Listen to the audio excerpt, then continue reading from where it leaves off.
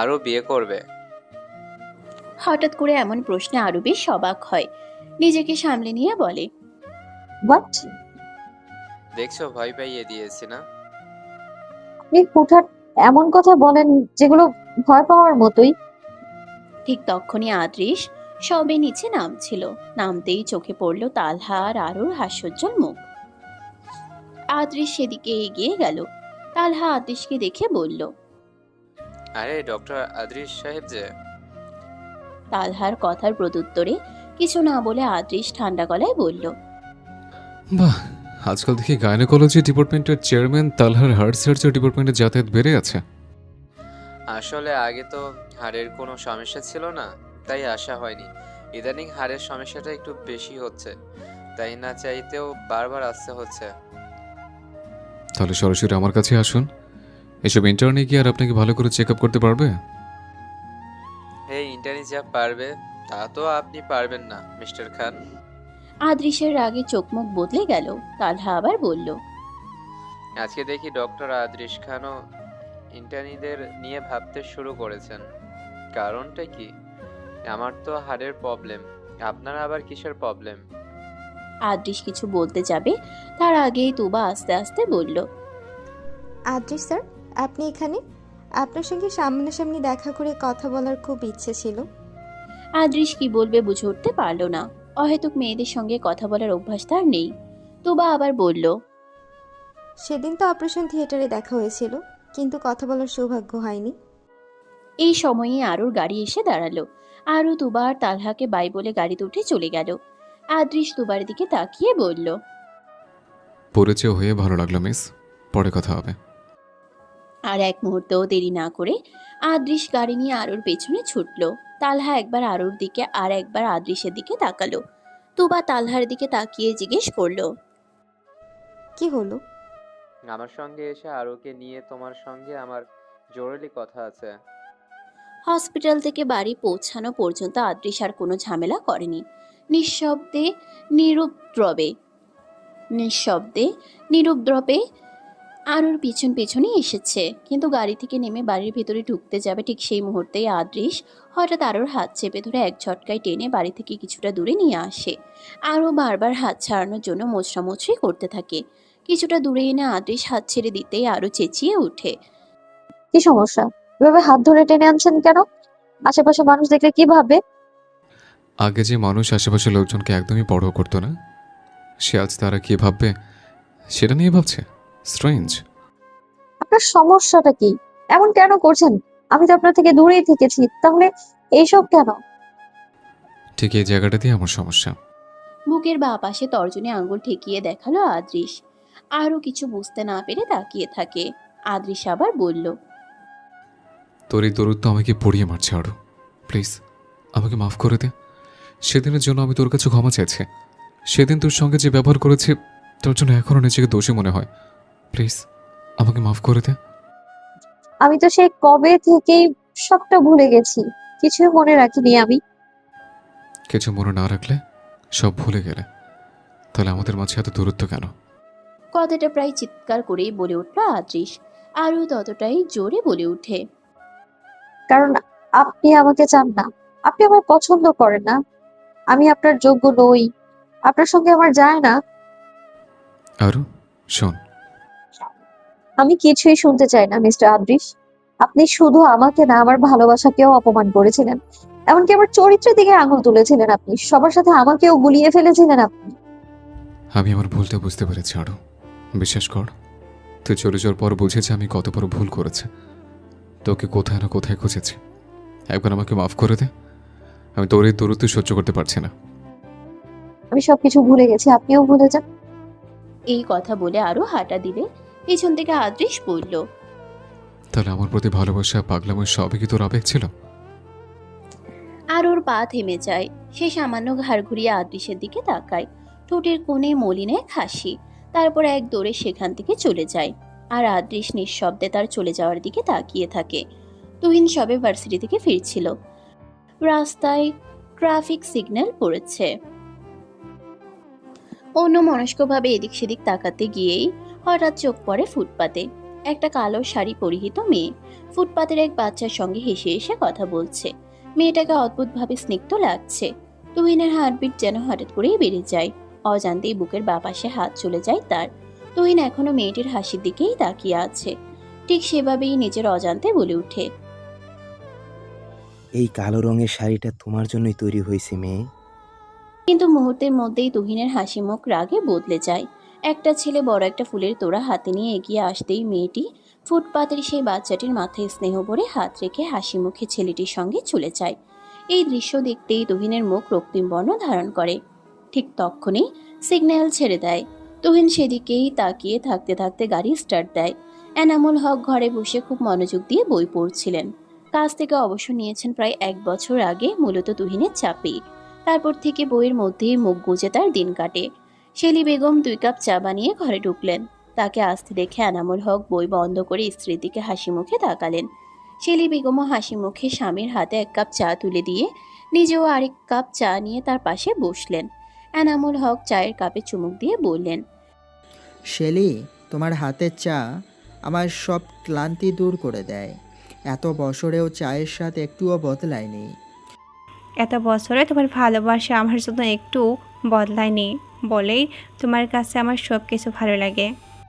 এনামুল হক ক্ষীণ হেসে উঠলেন। শেলি বেগম আর এনামুল হকের পারিবারিকভাবেই বিয়ে হয়েছিল, তবুও তাদের ভালোবাসার মাঝে কখনো কোনো ফাঁকফোকর তৈরি হয়নি। তাদের ছোট সংসার আলো করে প্রথমে আসে তুহিন। তার কয়েক বছর পরেই আসে তাদের সকলের আদরের রাজকন্যা আরু। এনামুল হকের বরাবরই একটি মেয়ের শখ ছিল যে তাকে পুতুলের মতো সাজিয়ে রাখবে। আর তুহিনও সবসময় আবদার করতো তার যেন একটি পুতুল বোন আসে, যাকে সে পুতুলের মতো যত্ন করবে। অবশ্য তুহিন তার কথা রেখেছে। আজও সে তার বোনকে পুতুলের মতো আগলে রাখে, সবকিছু থেকে রক্ষা করে। এনামুল হককে হঠাৎ ভাবুক হয়ে যেতে দেখে শেলি বেগম হালকা ধাক্কা দিয়ে বললেন, কি গো, কি ভাবছো? ভাবছি চোখের সামনে ছেলেমেয়েগুলো কত বড় হয়ে গেল, আর আমরাও বুড়ো হয়ে গেলাম। শেলি বেগম কিছু বললেন না, শুধু বুক চিরে এক দীর্ঘশ্বাস বেরিয়ে এলো। এই তো তার মনে হচ্ছে সেদিনই এই বাড়িতে বউ হয়ে এসেছে। আর দেখতে দেখতে 30 বছর পেরিয়ে গেছে। এই 30 বছরে মানুষটা তাকে কখনো আঘাত দিয়ে কথা বলেনি। সংসারে কত খারাপ সময় এসেছে, তবুও আগলে রেখেছে। ছেলে মেয়েদের এবার বিয়ে দিতে হবে, বুঝলে গো শেলি?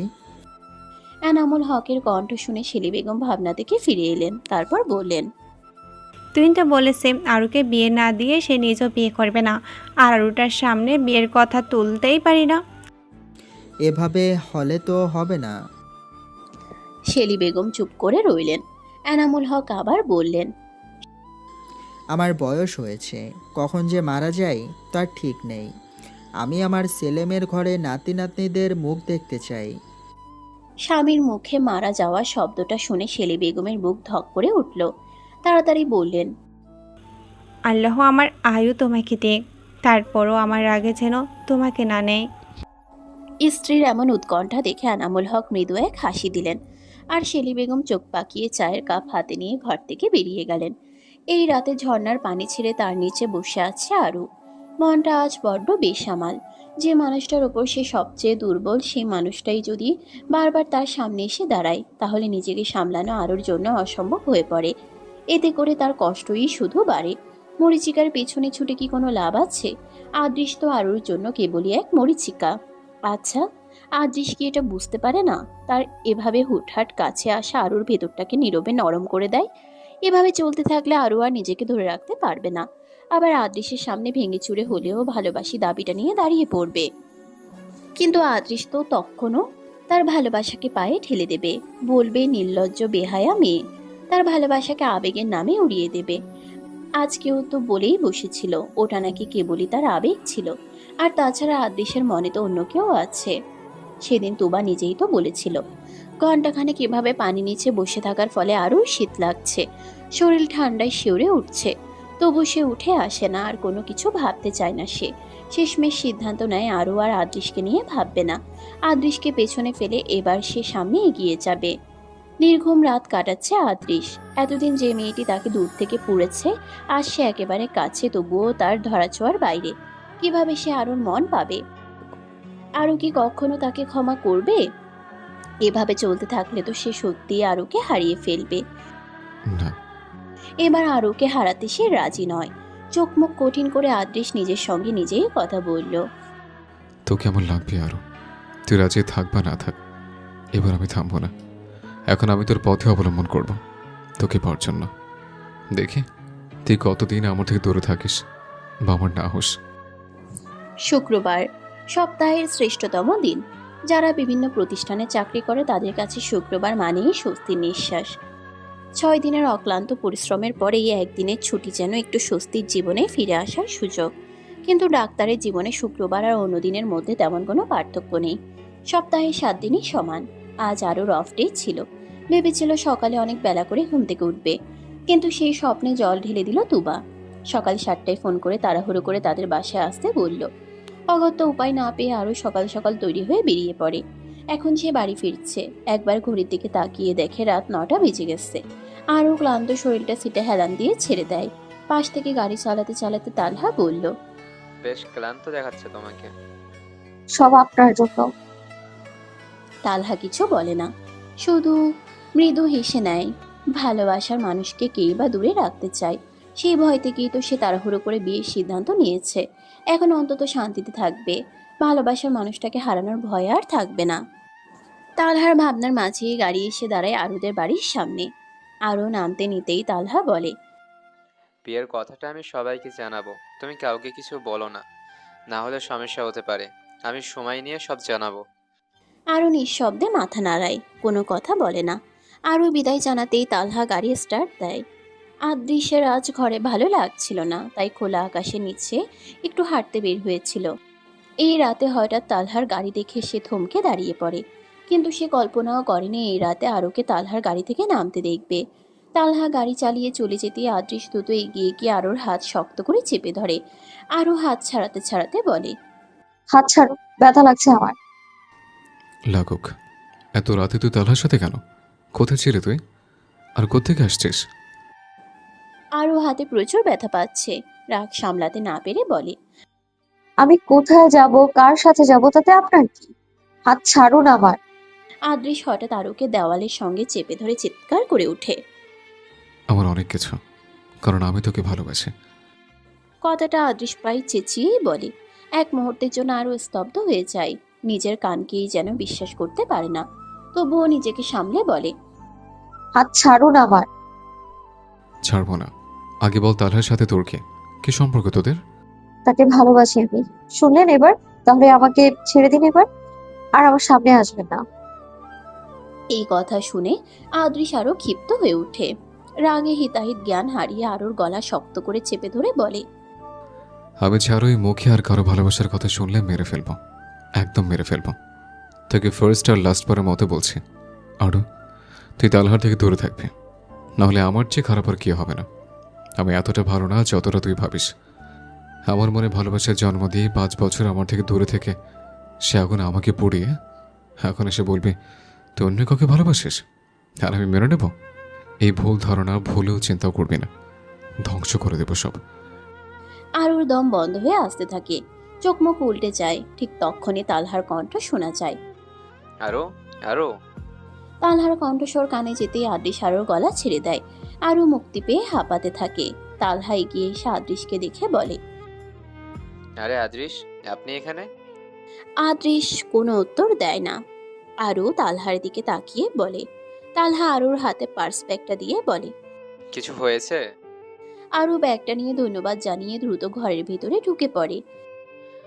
এটা নতুন গড়িতে রেখে গিয়েছিলে, তাই দিতে এলাম। আরু ব্যাগটা নিয়ে ধন্যবাদ জানিয়ে দ্রুত ঘরের ভিতরে ঢুকে পড়ে। একবারের জন্য পিছু ফিরে তাকায় না। তালহা এবার আদৃশের দিকে তাকিয়ে শান্ত স্বরে বলে। মিস্টার আদৃশ, আমার মনে হয় আপনার আরোর থেকে দূরে থাকাটাই ভালো। আমার না আপনার দূরে থাকা ভালো? সময় আসলে দেখা যাবে কে কার থেকে দূরে থাকে। তালহা আর এক মুহূর্ত সেখানে দাঁড়ায় না, নিজের গাড়ির দিকে চলে যায়। আর আদৃশ রাগে দেওয়ালে সজোরে ঘুষি মারতে হাত পেয়ে রক্ত ঝরতে শুরু করে। আরও নিজের ঘরে ঢুকতেই হাতে থাকা ব্যাগটা ছুঁড়ে ফেলে দেয়। নিস্তব্ধ ঘরে মাঝখানে ফ্লোরে বসে পড়ে আর ঠুকরে কেঁদে ওঠে।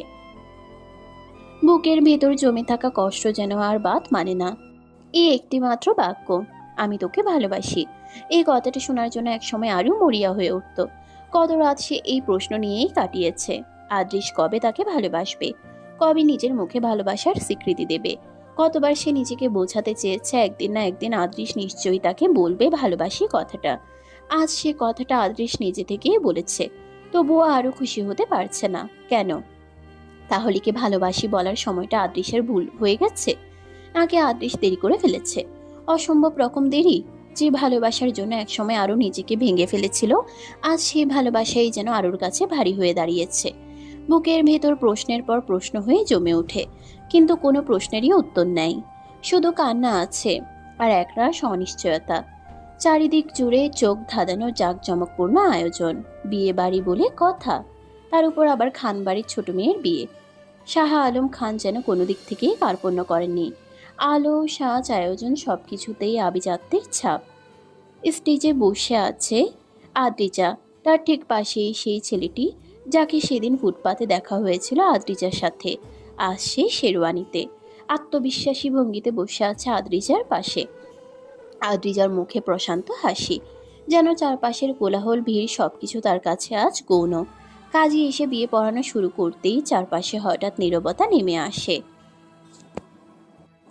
কাজী আদ্রিজার দিকে তাকিয়ে স্পষ্ট কণ্ঠে বলেন, আপনি কি এই বিয়েতে সহমত? তাহলে বলুন কবুল। এক মুহূর্তেরও বিলম্ব না করে আদ্রিজা দৃঢ় কণ্ঠে বলে ওঠে, কবুল। ঠিক সেই মুহূর্তেই যেন বজ্রাঘাতের মতো শব্দ ভেঙে পড়ে। তুহিন চিল্লিয়ে ওঠে, প্লিজ আদ্রিজা, কবুল বলো না। তোমার পাশে আমি অন্য কাউকে সহ্য করতে পারবো না। আদ্রিজা, না। তার আত্মচিৎকার বীরের কোলাহলে হারিয়ে যায়। স্টেজে বসে থাকা আদ্রিজার মুখে তখনও সেই প্রশান্ত হাসি। সে একবারও পেছনে তাকায় না। তুহিন হঠাৎ করেই ঘুম থেকে লাফিয়ে উঠে বসলো। এসি চলছে তীব্র গতিতে, তবুও তার শরীর ঘামে ভিজে যাচ্ছে। বুক ধড়ফড় করছে, নিঃশ্বাস ভারী। মনে হচ্ছে কি ভয়ঙ্কর এক স্বপ্ন দেখল সে। ফুটপাতে সেই দিন কালো শাড়ি পরা আদ্রিজাকে দেখার পর থেকেই তুহিনের মন যেন নিজের নিয়ন্ত্রণ হারিয়েছে। না চাইতেও সেই মেয়েটাকে নিয়ে ভাবতে হচ্ছে, যাকে সে মুখে মুখে অসভ্য বলে এড়িয়ে যেতে চায়। সেই মেয়েটাই সারাক্ষণ মাথার ভেতর ঘুরপাক খায়। দিনের বেলায় চিন্তা আর রাতের ঘুমের মাঝেও শান্তি নেই। স্বপ্নেও যেন সে এসে তুহিনকে জ্বালিয়ে মারছে। তুহিন দুই হাত দিয়ে মাথার চুল টেনে ধরে নিজেকেই প্রশ্ন করে, কি রে তুহিন, তুই কি সত্যি ওই অসভ্য মেয়েটার প্রেমে পড়ে গেছিস? পর মুহূর্তেই সে নিজেই ঝাঁঝালো স্বরে উত্তর দেয়, না, এটা হতে পারে না, কখনোই না। ওই অসভ্য মেয়ে, অসভ্য। কিন্তু মনের ভেতর আরেকটা কণ্ঠ ধীরে নির্মমভাবে বলে ওঠে, না রে তুহিন, সত্যিটা এটাই। তুই ওই অসভ্য মেয়ের প্রেমেই পড়েছিস, আর সেটা খুব ভয়ঙ্করভাবে। তুহিন নিঃশব্দে শূন্যের দিকে তাকিয়ে থাকে। এই স্বীকারোক্তির পর আর নিজেকে মিথ্যে সান্ত্বনা দেওয়ার মতো শক্তিটুকুও তার থাকে না। সকাল থেকেই আজ আকাশটা মেঘে ঢাকা। কোথাও কোথাও ইতিমধ্যেই নেমে এসেছে হালকা বৃষ্টি। বাতাসে ভেজা মাটির গন্ধ, আর চারপাশ জুড়ে এক ধরনের শীতল অনুভূতি ছেয়ে গেছে। আদ্রিজা নিজের বাড়ির সামনে দাঁড়িয়েছিল। তুহিনকে গাড়ি নিয়ে বের হতে দেখা মাত্রই সে এগিয়ে গিয়ে সামনে দাঁড়িয়ে পড়ে। তুহিন আদ্রিজার দিকে এক ভ্রু উঁচু করে তাকিয়ে ঠান্ডা গলায় বলল, কি চাই? সঙ্গে নিয়ে যান না। তুহিন কিছুক্ষণ নীরব থাকলো, তারপর ফোঁস করে এক শ্বাস ফেলে বলল, উঠে আসো। আদ্রিজা দ্রুত দরজা খুলে উঠে বসলো। সে বসতেই তুহিন গাড়ি স্টার্ট দিল। কিছু দূর যাওয়ার পর তুহিন গাড়ি চালাতে চালাতে কয়েকবার আর চোখে আদ্রিজার দিকে তাকালো। শেষে একটু বিরক্তির সুরে বলল, বৃহস্পতিবার ভার্সিটিতে আসনি কেন? হঠাৎ এই প্রশ্নে আদ্রিজা বেশ অবাক হলো। তুহিন তার খোঁজ নিচ্ছে, এই ভাবনাটা মনের অজান্তেই এক চিলতে আনন্দ এনে দিল। তবে মুখে নির্লিপ্তভাবে বলল, জরুরি কাজ ছিল, তাই যেতে পারিনি। শাড়ি পরে ছেলেদের সঙ্গে ঘুরে বেড়ানো দেখি আজকাল জরুরি কাজের মধ্যে পড়ে। আপনি আমাকে ফলো করছেন স্যার? আমার অনেক জরুরি কাজ থাকে, আজাইরে বসে থাকি না। গাড়ি সিগনালে দাঁড়ানো ছিল, তাই চোখে পড়ে গেছে। ওহো আচ্ছা। এক মুহূর্ত থেমে তুহিনের আগের কথাটা মনে পড়তেই সে আবার বলল, আসলে রুমির এঙ্গেজমেন্ট ছিল, আর রাস্তায় ওর কাজিনের সাথে দেখা হয়ে যায়।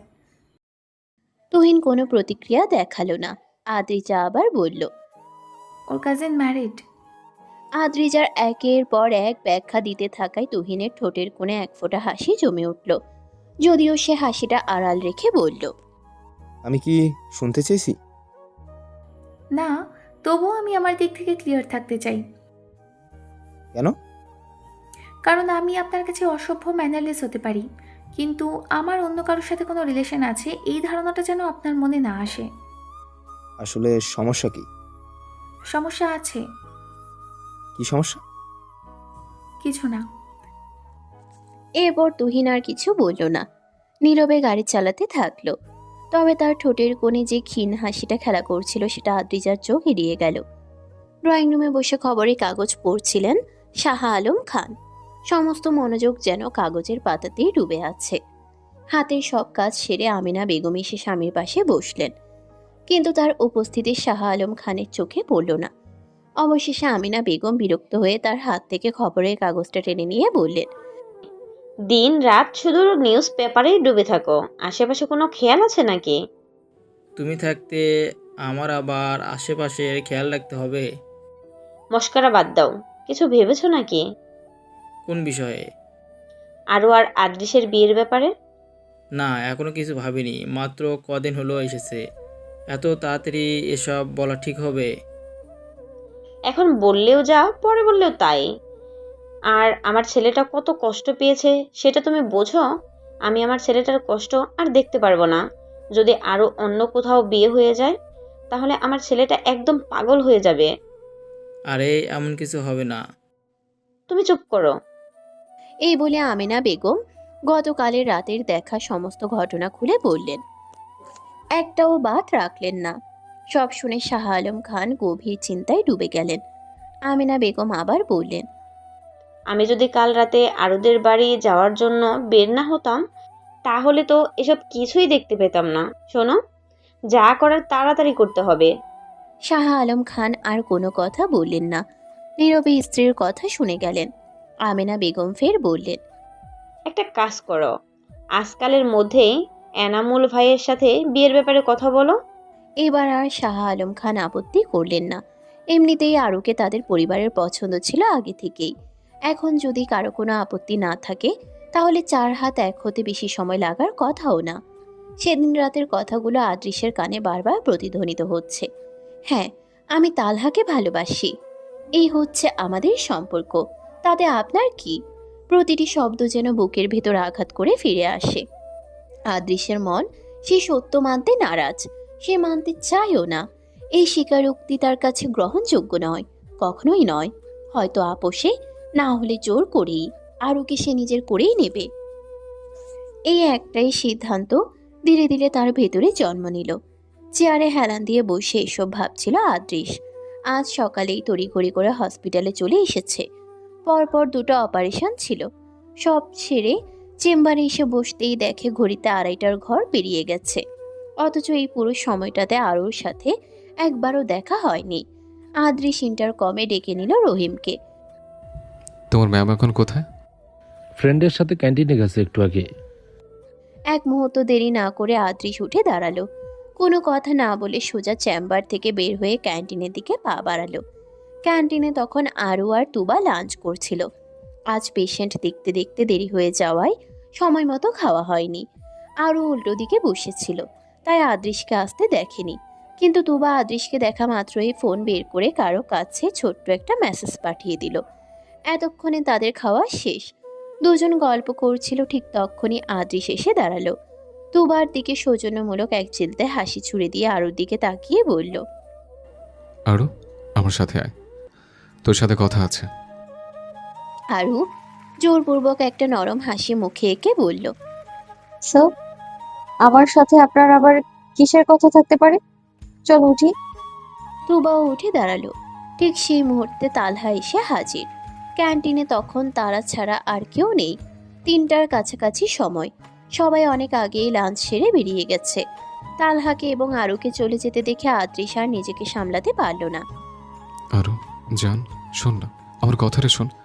রাগ, অভিমান, অভিযোগ সব তো আমরা একসাথে বসে মিটিয়ে নিতে পারি। এভাবে দূরে দূরে থাকলে কি কোনো কিছু সমাধান হবে বল? আরু জান শুনে আরুর পা থমকে গেল। কি অদ্ভুত এক আদুরে ডাক! বুকের ভেতরটা কয়েক সেকেন্ডের জন্য কেঁপে উঠল। ঠিক তখনই সামনে থেকে ভেসে এলো। আরও বেবি। আরু চমকে সামনে তাকালো। তালহা দাঁড়িয়ে আছে।